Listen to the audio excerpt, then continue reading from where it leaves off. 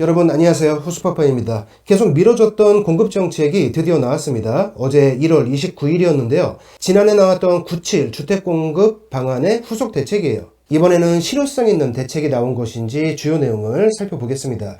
참고로 이번에 공급이 지정된 지역들은 어제부터 즉시 토지거래 허가구역으로 지정되었어요. 보도자료에 있는 도입 부분을 먼저 볼게요. 9.7 정책을 통해서 수도권 곳곳에 5년간 135만호 이상을 착공한다는 발표를 했었죠. 이를 위해서 작년에는 제도 개선 등을 통해서 추진 기반 마련에 집중했었고, 올해부터 11만호 착공을 시작으로 본격적인 공급을 진행하겠다.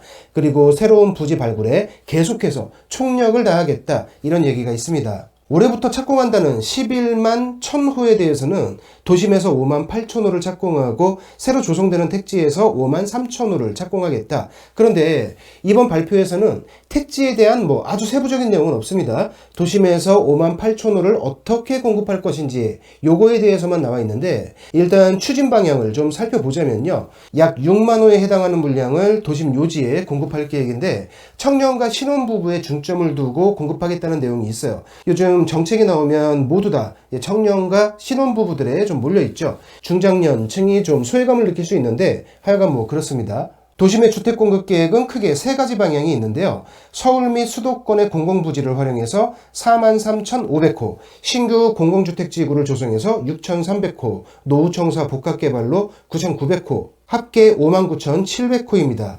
이 지역들이 모두 다 발표와 동시에 어제부로 토지거래 허가구역으로 묶였어요. 상세 지역들을 보면요.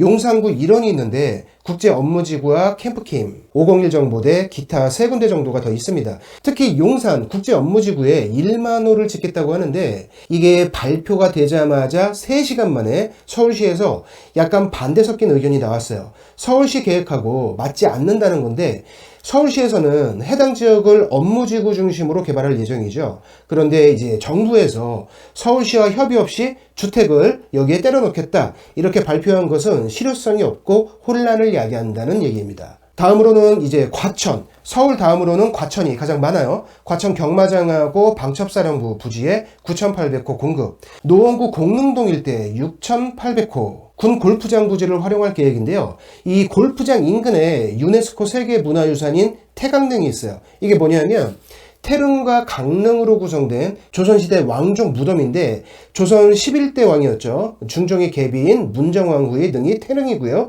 명종과 그 명종의 비 인순왕후의 무덤이 강릉입니다. 이 두 개를 합쳐서 태강릉이라고 불러요. 세계문화유산이기 때문에 세계유산 영향평가를 받아야 합니다. 시일이 좀 걸리겠죠. 당연히 초고층 개발은 안 되고 중저층 위주의 개발이 될 예정인데요. 노원자치구에서도 발빠르게 입장문을 냈어요. 임대아파트는 법정 최소 비율인 35%로 하고, 전체 분양 물량 중에서 일부는 노원구민에게 무선 배정해야 한다.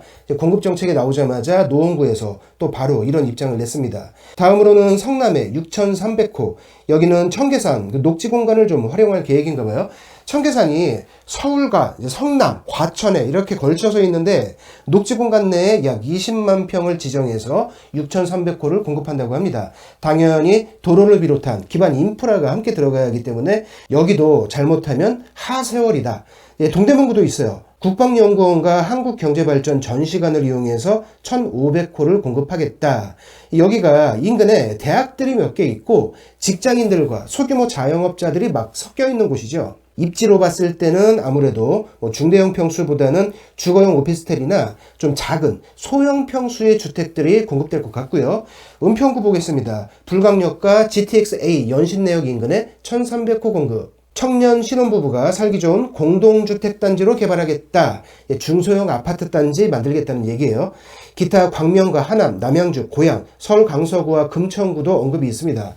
300호짜리까지 다 넣은 것을 보니까 정말 영끌을 해서 주택을 공급하겠다는 그런 의지를 보이는 것 아닌가, 이런 생각도 들어요. 서울 의료원 부지하고 성수동에 있는 경찰청 기마대 부지, 쌍문동 교육연구시설, 기타 수원 우편 집중국 부지도 포함되었습니다. 기타 투기 방지를 위해서 해당 지구 및 주변 지역은 토지거래 허가구역으로 즉시 지정한다, 이렇게 마무리를 하고 있는데, 지금 서울 및 경기 12곳이 토지거래 허가구역이죠. 그거하고는 좀 달라요. 이제 그거는 아파트만이었고 이번에 지정되는 것은 용도와 상관없이 전체입니다. 자, 이렇게 1월 29일에 발표된 주택공급 정책을 살펴봤는데요. 이번에 나온 것은 새로운 정책이라기보다는 작년에 나왔던 97 공급 정책을 좀 보완하는 내용이에요. 그때는 큰 그림이 나왔다면 이번에는 아주 일부이지만 세부적인 내용이 좀 발표가 된 겁니다.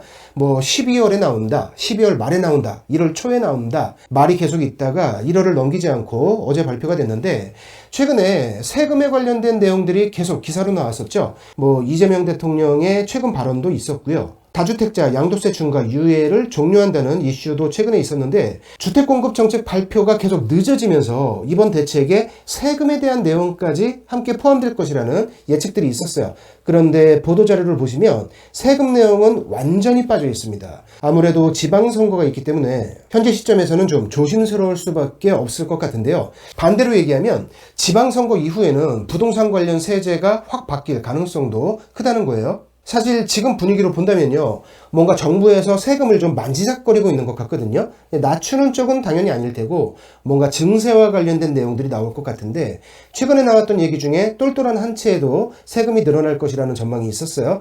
이거는 이재명 대통령도 관련된 얘기를 했었죠. 몇 가지 얘기가 나올 것 같았는데 아예 싹 빠졌습니다. 뭔가 날카로운 칼을 이렇게 칼집에서 뽑을 것 같은데 그 전에 긴장감을 좀 조성하는 그런 모양새로 보여요. 세금에 관련된 얘기는 추가 발표가 있는 대로 정리해 드리겠습니다. 오늘 정리 영상은 여기서 마칠게요. 고맙습니다.